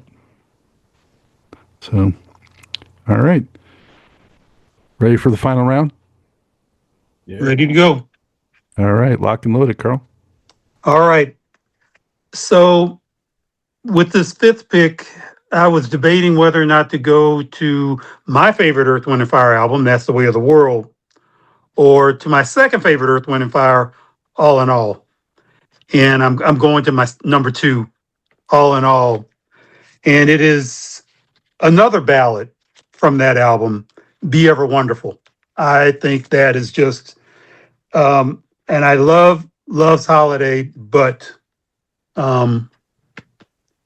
Ever Wonderful is just such a powerful vocal, and I know you, was it Marcus or Calvin? I think it was Calvin who talked about getting a song that actually makes you emotional.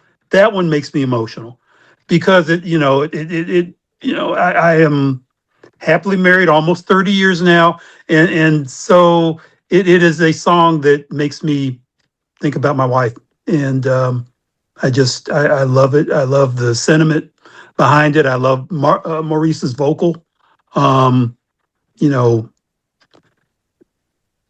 it moves me. It's a very moving song to me, and just a perfect ballad on a perfect album. And so, Be Ever Wonderful.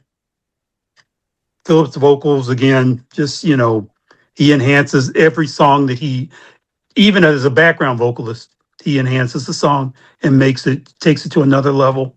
But I think it's one of Maurice's finest vocals, and love it, absolutely love it. So, Hey, Carl, to your point about that song really making you emotional, I get it, because the other thing is the track underneath, in the changes and stuff like that, man. I get it. I get it. well, and it's also one of those songs where, even though, what is it, 5 minutes? Like it could go on another 5-10 minutes. I would still be there. I would that song just really pulls me in. So, yeah, Be Ever Wonderful. Always love. Stay as you are. Stay as you are. Yeah, I always love Philip's backgrounds on that too, especially toward the end. Ba-da-ba. Yeah. And then when Maurice comes back, don't let the world change your mind. Change your mind. Change your mind. Yeah. Great way to end that album. Absolutely. Yeah. My second favorite Earth, Wind, and Fire album too. My first is close, but That's the Way of the World. But yeah, for me. But thanks a lot, Carl. You dedicated that to your wife. I talked about my wife not liking Serpentine Fire, so.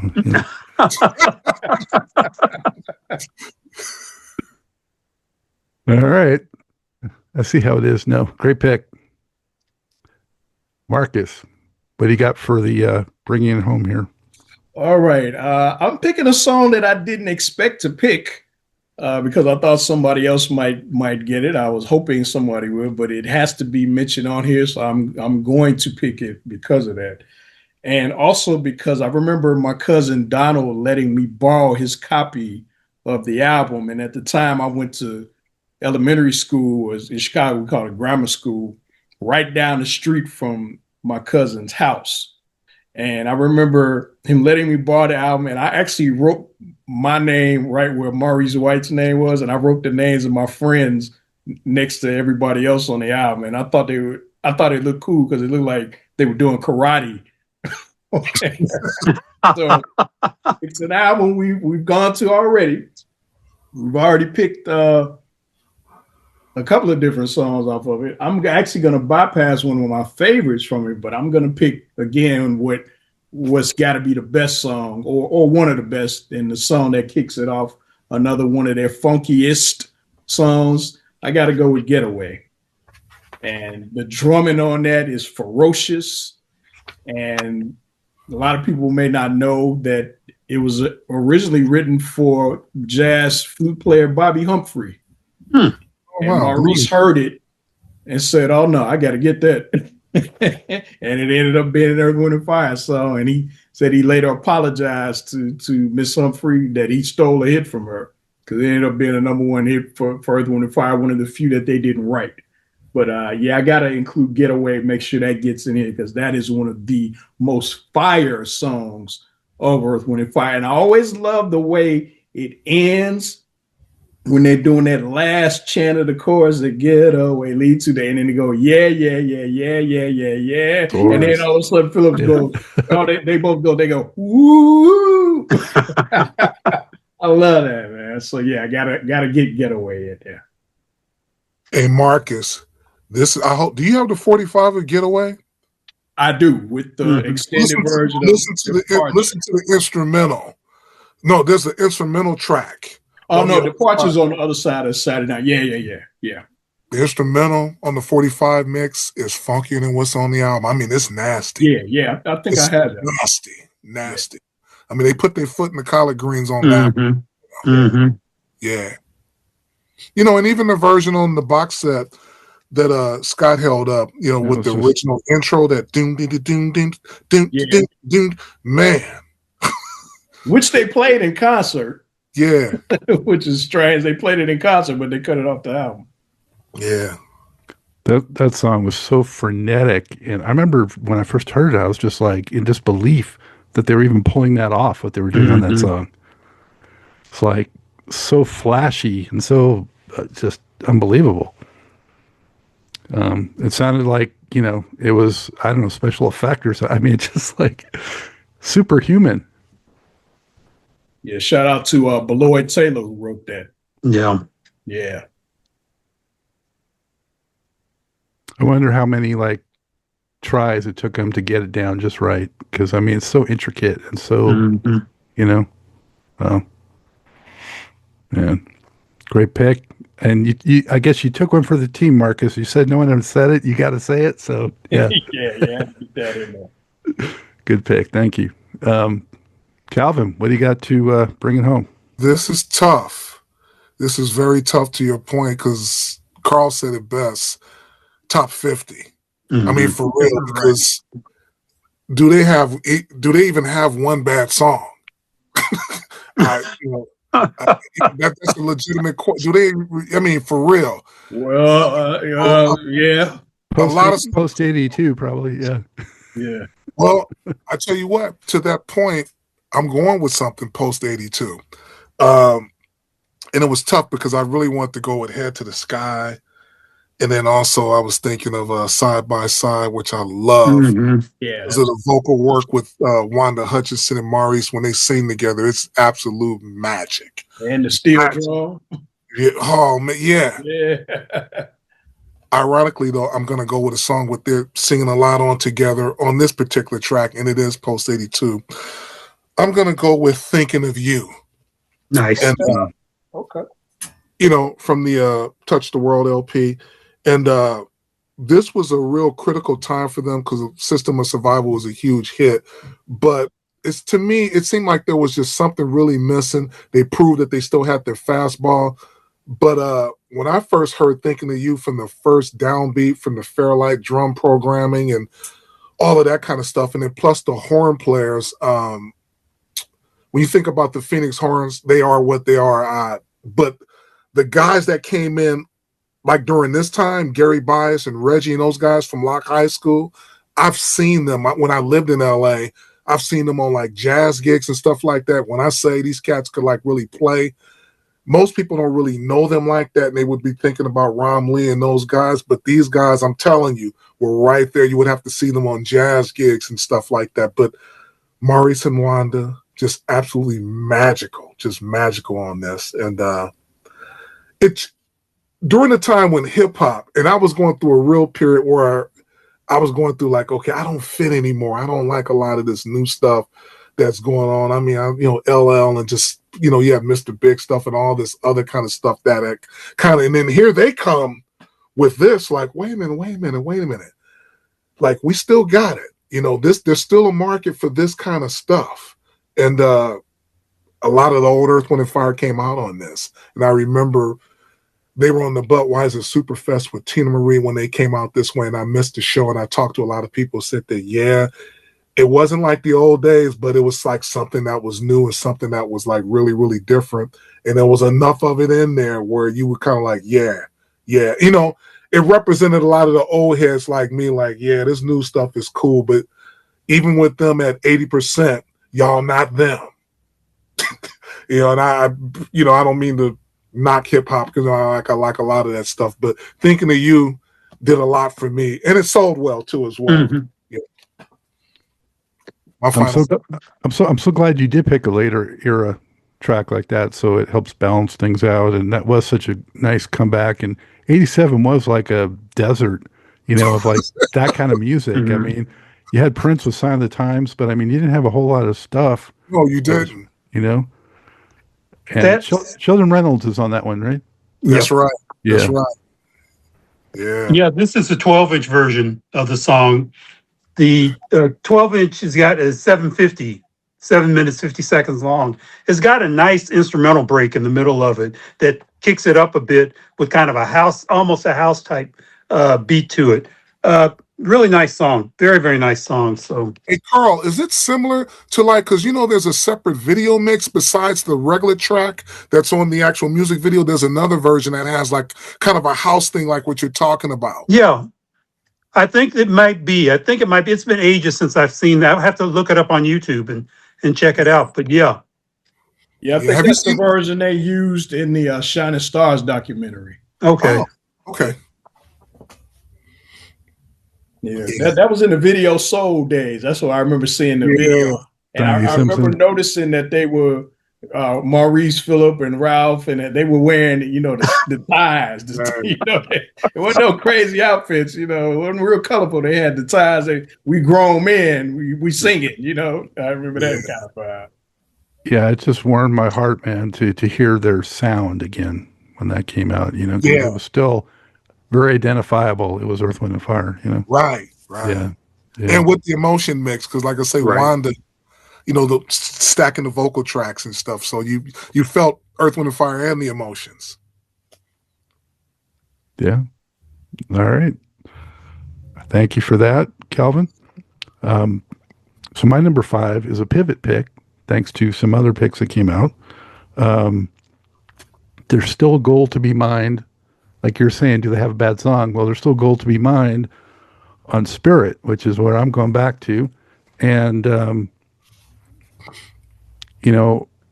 I'm not sure I'd have to go back through our picks, but Spirit may be the album that we overall have the most picks from, I'm thinking. It seems like we really went to it a lot, even though we're saying All in All, or I Am, or That's the Way of the World are our number one. So it's interesting. Yeah.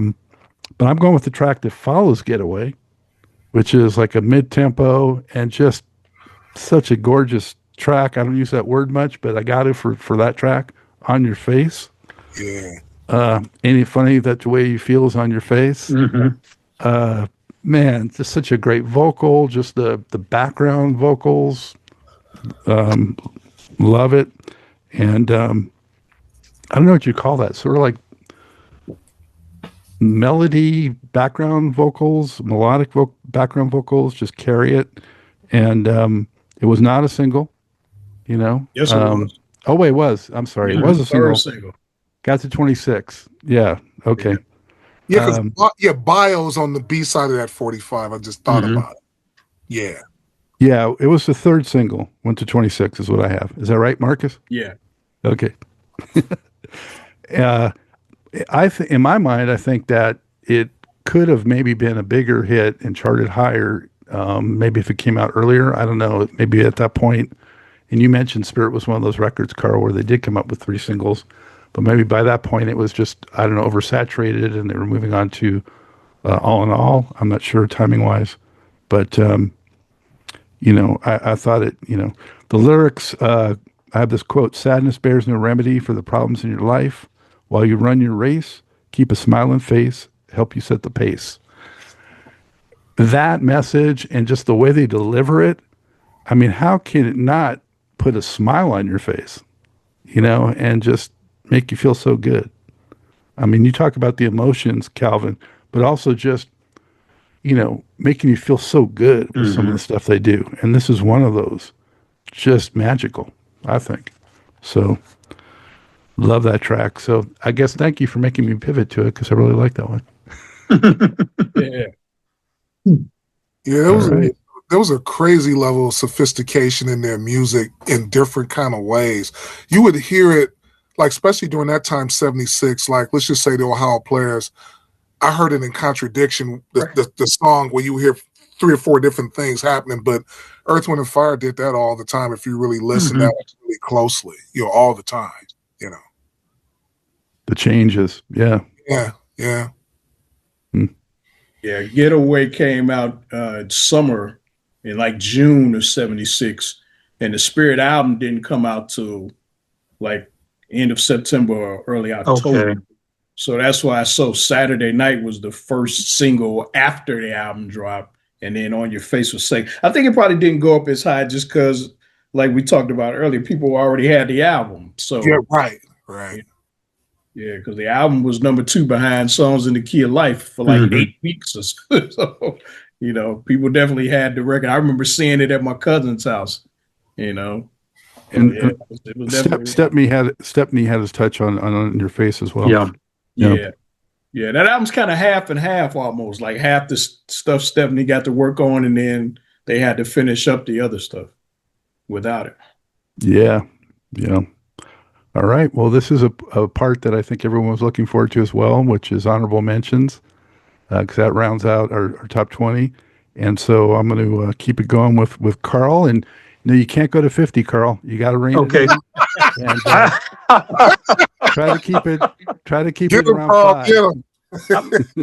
Okay, I'm going to do it. I'm going to try and go to some tracks that came a little bit later. And so I'm going to start off with a track from the last album that Maurice was on, Illumination, and Show Me the Way to Your Heart. I think that was a song, it really caught me off guard. It's a great cut. And again, kind of flashing back to early Earth, Wind, and Fire days. So that's one. Another great song from the Powerlight album, but actually the 12-inch white label version is even better, is Spread Your Love. That's just got a great steel drum break in it that is just amazing. So that also would make, I guess, my honorable mention list. The World is a Masquerade from Head to the Sky. Ooh, that's a good. Yeah. Another Stitch car, bro. Yep. Fair but so uncool from Open Our Eyes. You know, there's just so many songs, but I'll pick one more just for the heck of it. My Love from Raise. So there you go. Another good one. Yeah. Yeah, fair but so uncool. I had that on my honorables too. So nice. Marcus, what are your honorables? From Open Our Eyes, I'm only going to pick honorables that nobody chose. Okay, because some of these were ended up getting picked. So from Open Our Eyes, I went with Feeling Blue. Beautiful. And Caribou, which is my favorite cut off of there. From That's the Way of the World, Africano, instrumental, and See the Light. Those are my 2 favorite songs off that album, actually. From Gratitude, Sunshine, and Sing a Song, which is one we didn't pick, a big hit. Yeah. My favorite cut off Spirit, Saturday Night. That's the one I remember as a kid. I loved it because they mentioned Humpty Dumpty. And from I Am, my favorite Earth, Wind, and Fire song overall, Can't Let Go. Love that one. And then finally from Faces, I got a couple off of that one. Sail Away, Take It to the Sky, which I remember hearing on the radio in my grandmother's backyard, and Turn It Into Something Good. All right. Well, hopefully you left some meat on the bone for Calvin to dig deep and come up with some honorables too. Yeah, one of them was You and I from the Touch the World LP. Philip Bailey was unbelievable. Nathan East on bass. Paul Jackson Jr. and Philip showed that he still was that guy. Another one was Beauty from The Need of Love. I almost picked Beauty. I love Beauty. That was one. Head to the Sky. I'd Rather Have You from Last Days and Times. Jessica Cleaves is absolutely unbelievable. I mean, she's doing a lot of work. She had that 5-octave range. Now, it's interesting because you have some people who can get high like Minnie or whoever, but to have that range like a Diane Reeves, where she's doing a lot of work. If you go back and you really listen to Jessica was bad. I mean, just really, really bad. And then the other thing, if I may, and I'll let it go here, hopefully some of you people out there who still have Laserdisc, this is one that you got to get. It's the 94 show that they aired on NHK television. In Japan, this was released. It's a little bit different from the American version. And man, they do a killer version of Sunday Morning on here. But more importantly, Morris Pleasure and Sonny Emery, drummer, and the horns in that new band. When I say they closed the show with That's the Way of the World, they closed it. And you talking about there's not a person in here that loves Earth, Wind, and Fire like the way that we do that wouldn't have a dry eye. I mean, they really took it home. It was like this thing that kind of came up like with this smoke, and then they all kind of came up and bowed, introduced themselves, and then they walked off into the smoke and they like disappeared. But if you can find this on Laserdisc on eBay or whatever, it'll probably go for like $150 or something like that. But if you're Earth, Wind, and Fire, it's cheap at twice the price. Yeah, live from Japan. The Japanese version, not the American version, Japanese version. So, and I'll leave it there, you know. Well, they might have to also buy a player, though, too. Yeah. Hey, man. Maybe it's on YouTube. Maybe it's on YouTube. But I don't know. I've got one down in the garage.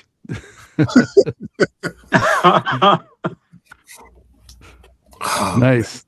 Yeah. All right. So my honorable mentions, I got to go with another track from Open Our Eyes, which is very atypical overall for Earth, Wind, and Fire, but definitely among their funkiest songs they ever did. And that is a T9 Chibit. Oh, yeah. Real down and dirty. Yeah. Yeah. It's the B-side to Columbus Story 45. Almost more like Ohio Players. He kind of really thick, down. And a funny song, too. Yeah, it is. Yeah. And that album, just so amazing, Open Our Eyes. And I have another one off that, too, which is Devotion. Yeah. No one named that one. And although I would take it off Gratitude, because that is just the definitive version to me, that's the one that really opened me up to that track, especially. Would you clap your hands this evening? Yep. Break down? Yeah. Yeah, that's definitely. And by the way, folks, the lyric is through devotion. It's not true devotion. People call it true devotion. No. Hey, Scott, and then the other thing, that box set that you held up, it is absolutely cold the way they go into it, because they start with Keep Your Head to the Sky for like about a minute and a half. With the arrangements, the way that they go into that is crazy, man. Just crazy. Yeah. I wonder why they didn't include that on Gratitude. That would have been nice. Man. And you mentioned, I'm not going to include this, but made me think of it, Marcus, Sing a Song, which nobody mentioned. To me, I really like that track. I think it's the funkiest of their pop accessible tracks. You know, it's like, it's funky, but it's pop, but it's still funky. And somewhere along the line, they had a harder time, I think, keeping that going like that, where it would cross over and still be that funky. But that one had it. Another song with a great breakdown. Yeah. Mm-hmm. Yeah. Ow. Yeah. And then my other honorables, Magic Mind from All in All. Man, what a groove that is. That rhythm guitar. Come on now. And the title track from Gratitude. Yeah. That has a funky track. I saw Lettuce, the band Lettuce, if you guys know them, played Charlotte, a newer, really funk funky group you should check out if you don't know them. But their encore was Gratitude, and it was kicking. Nice. Yeah. And then another Spirit song, I'll Write a Song for You. No, that's All in All. Oh no. Oh, no. All in all. Yeah, so another Philip Bailey killer track that I got to include. Is that 5? I think it is 5, so I'll stop there. Yeah. Hey, Scott, I got to mention one more I forgot. On the I Am CD, not the album, there were a couple of bonus tracks, and the last one was a cut they did for these sessions that didn't make the album called Diana. That thing is smoking. Yes. That is smoking. When I first heard that, I'm like, oh, yeah. And the CD had a longer version of the last track on the vinyl, You and I. Yep. Not to be confused with the other You and I that came later, but it was about an extra minute of You and I on the CD. And I think streaming has that longer version that's longer than the vinyl. You know, you mentioned the CD reissues, and the I Am one is, the extra cuts are great. One that actually, again, caught me off guard is that really enhanced that album is the extended, the Electric Universe. There's a song on that called Clubfoot, which jams. It's a nice, serious jam song. So I don't know why it didn't make the final cut, but good tune. That's interesting. I had to listen to that because that wasn't one of my favorite. No, it definitely wasn't one of their better efforts, but yeah. Since you showed some goodies, I don't have anything autographed from the Earth, Wind, and Fire stuff, but I do have, if you can see, I have a Larry Dunn signed copy of this, so I'll show that. Okay. Yeah. All right. Well, I think we ran through it, guys. Great job. Great memories and insights and picks. And so before we shut it down here, final thoughts or anything you'd like to promote. So I'll start off with Karl. well, again, FJS Funky Jazzy Smooth with KD Thursday nights. I took the night off to do this. I'm so glad that I did. This was fun. But usually I'm on Thursday from 8 to 11 Eastern Time on pfunkradio.com, your station for the nation. Okay. All right, Marcus. Yeah, I haven't mentioned these. This year, 2026 marks the 10-year anniversary of the music guides that I put out. This one, Volume 1, 2015. This was called The Coolest Music Book Ever Made, aka the MC 500. It's short write-ups about 500 different songs covering about 40 years from the late 60s to, I think the most recent song was like 2009 at the time. 2010.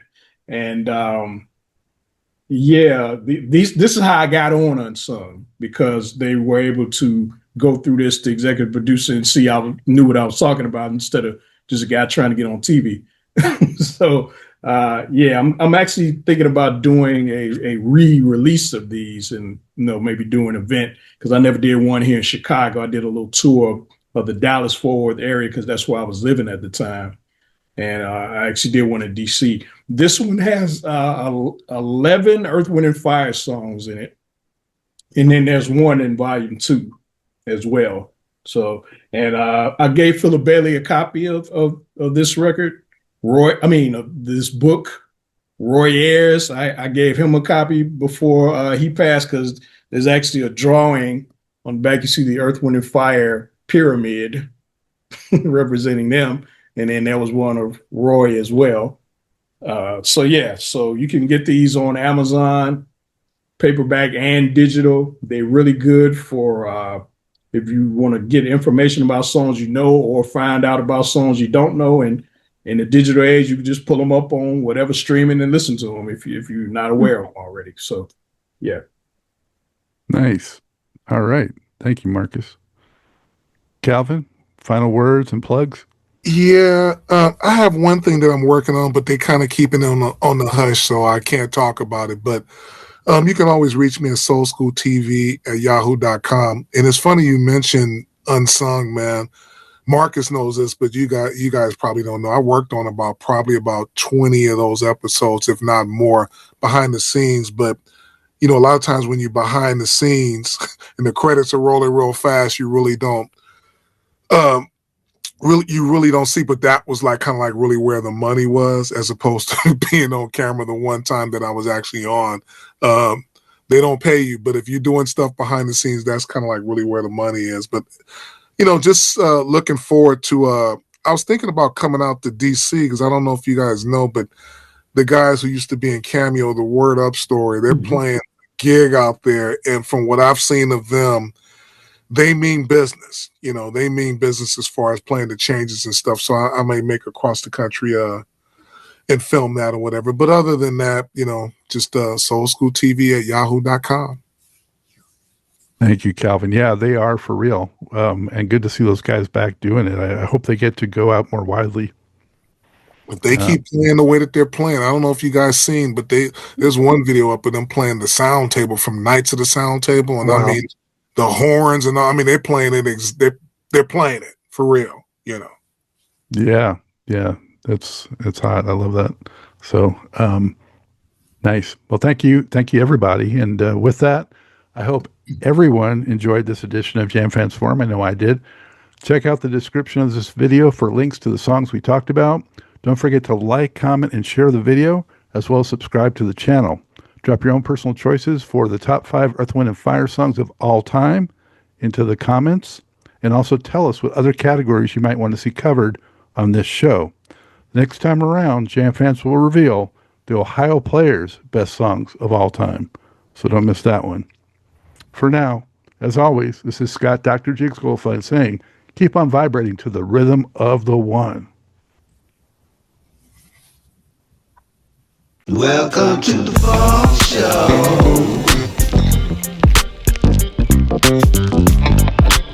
Get that funk. Welcome to the Funk Show. Funk.